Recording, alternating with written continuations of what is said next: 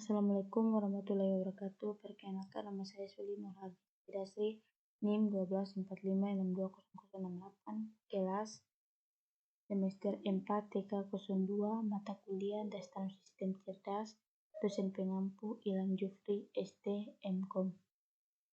Ini saya akan mempresentasikan jurnal artikel intelijen atau AI pada proses pengawasan dan pengendalian kepegawaian, sebuah eksplorasi konsep setelah masa pandemi berakhir.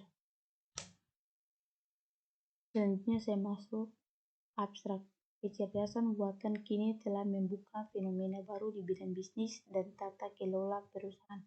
Serangkaian saran dan penelitian lainnya tentang cara menggunakan kecerdasan buatan dalam bidang yang berbeda telah terkumpul. Sementara kontribusi, tinjauan umum, dan potensi penggunaan kecerdasan buatan di pengawasan dan pengendalian tidak ada. Oleh karena itu, artikel menawarkan eksplorasi pertama dari potensi umum teknik kecerdasan buatan dalam pengawasan dan pengendalian kepegawaian. Untuk tujuan tersebut, sebuah tulisan singkat ini menguraikan fungsi sentral dari teknik kecerdasan buatan dan potensi. Dilakukan eksplorasi dalam dua skenario yang dipilih: prediksi kecurangan dengan jaringan saraf biruan dalam seleksi resmi, jabatan pimpinan tinggi, analisis sentimen di bidang disiplin dan kode etik, pegawai negeri sipil. Wawasan yang diperoleh berdasarkan eksplorasi telah dibahas dan telah dirangkum. Latar belakang kecerdasan buatan atau artikel intelijen atau AI saat ini telah membuka sebuah fenomena baru di bidang korporasi, bisnis, dan juga pemerintahan.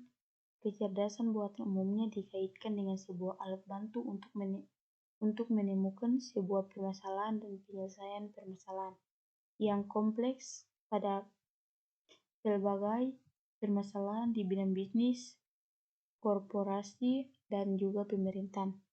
Konsep utama dari kecerdasan buatan adalah menciptakan sebuah alat bantu atau mesin yang dapat berpikir seperti manusia. Rolaksi dan Tan 2020. Kecerdasan buatan dapat menjadi perlengkapan dari para manusia untuk dapat mengurangi tingkat pengembalian keputusan yang berdasarkan keyakinan pribadi. Bullock 2019. Pada penelitian Bullock 2019 lakukan sebuah perbandingan hasilnya. Kecurangan pajak melayani pendeteksi penyakit, mengatur lalu lintas, hingga memberikan prediksi jumlah wisatawan dan dampak ekonomi. Humas Menpan 2020, Badan Kepegawaian Negara BKN sebagaimana yang dituliskan dalam Undang-Undang Nomor 5 Tahun 2014 tentang Aparatur Sipil Negara memiliki 4 kata kunci dari tugas dan fungsinya, yaitu 1. Pembinaan, 2. Pelayanan, 3. Pengelolaan, 4. Pengawasan dan pengendalian. Badan Kepegawaian Negara 2020 dalam rangka menjamin pelaksanaan manajemen ASN sesuai dengan norma. Rumusan masalah berdasarkan identifikasi masalah yang diuraikan pada latar belakang. Pada prinsipnya, menurut Undang-Undang Nomor 5 Tahun 2014, bukan BKN adalah lembaga negara yang memiliki kewenangan mengawasi dan mengendalikan implementasi NSPK, manajemen ASN. Berdasarkan hal tersebut, maka penelitian ingin mengetahui sebuah eksplorasi konsep pengguna kecerdasan buatan terhadap bidang pengawasan dan pengendalian yang dilakukan oleh BKN atau implementasi NSPK manajemen ASN. Tidak memerlukan data yang sangat abstrak atau konseptual. Hal ini membedakan penelitian kualitatif deskriptif dibandingkan dengan desain pendekatan kualitatif lainnya. Metode penelitian. Penelitian ini menggunakan pendekatan kualitatif. Selanjutnya, metode penelitian yang digunakan adalah metode deskriptif.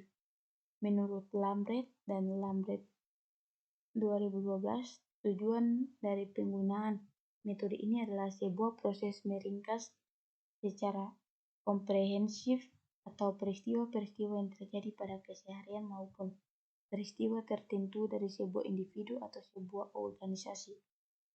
Menurut Sandelowski tahun 2000, metode penelitian kualitatif deskriptif dapat dilihat sebagai sebuah pendekatan yang dapat dikatakan kurang interpretif dikarenakan tidak mengharuskan peneliti untuk bergerak jauh dari atau ke dalam data dan peneliti. Pembahasan. Penggunaan artikel neural networks pada pengawasan dan pengendalian seleksi jabatan pimpinan tinggi. Artikel neural networks atau jaringan saraf tiruan JST merupakan bagian kecerdasan buatan yang dapat digunakan untuk proses pengelompokan, klasifikasi, estimasi, dan prediksi dari sebuah pekerjaan. Informasi yang diterima akan disaring dalam setiap phase, yaitu phase input, phase proses pemecahan data melalui sebuah neural network, dan phase output yang akan memberikan sebuah hasil dari saringan tersebut. Strohmeyer dan Piazza 2015, analogi pengguna JST ini seperti layaknya di struktur jaringan saraf manusia, di mana sebuah neuron yang saling terkoneksi saling memberikan sinyal dalam sebuah jaringan. Pada beberapa tahun belakang, dengan banyaknya penelitian di pelbagai bidang area pengetahuan, kecerdasan buatan, dan juga jaringan saraf tiruan menghasilkan perkembangan teoretikal dari jaringan saraf tiruan. Perkembangan itu berdampak bagi potensi pengguna jaringan saraf tiruan di pelbagai area. Pattern recognition dan classification. Tujuan penggunaan ketiga adalah pattern recognition atau classification atau pengenalan dan pengklasifikasian sebuah pola. Pola kerjanya adalah output didefinisikan terlebih dahulu dalam bentuk sebuah keputusan terbentuk diskret, selanjutnya ditambahkan beberapa penyaturan pada saat proses, maka sampel input yang akan langsung diproses dan akan langsung dikenali dan diklasifikasikan sesuai dengan output yang ada. Selanjutnya, penggunaan sentimen analisis pada pengawasan dan pengendalian PNS dalam bidang kode etik dan disiplin. Adanya opini, sentimen, atau hal lainnya di dalam dunia digital kali ini terus bertambah seiring dengan semakin kencangnya laju inovasi. Internet of Things menjadi bagian yang tak bisa dilepaskan dari kehidupan bersosial seperti website, social networks, blog, dan lainnya, termasuk wadah yang digunakan untuk menuliskan opini atau sentimen tersebut. Sentimen dan opini tentunya diperbolehkan asal berada pada koridor etis, etika, dan kode etik. Opini dan sentimen negatif bahkan hingga berujung pada ujaran kebencian tentunya sudah melanggar koridor tersebut. BKN telah memberikan sebuah gambaran apa saja yang dapat dikategorikan pelanggaran disiplin, yaitu 1. Menyampaikan pendapat baik, lisan maupun tertulis lewat media sosial. yang bermuatan ujaran kebencian terhadap Pancasila, Undang-Undang Dasar Republik Indonesia tahun 1945, Bhinneka Tunggal Ika, NKRI, dan pemerintah. 2. Menyampaikan pendapat baik lisan maupun tertulis lewat media sosial yang bermuatan ujaran kebencian terhadap salah satu suku, agama, ras, dan antar golongan. 3. Menyebarkan luaskan pendapat yang bermuatan ujaran kebencian pada poin 1 dan poin 2 melalui media sosial, share, broadcast, upload, retweet, repost Instagram, dan sejenisnya. 4.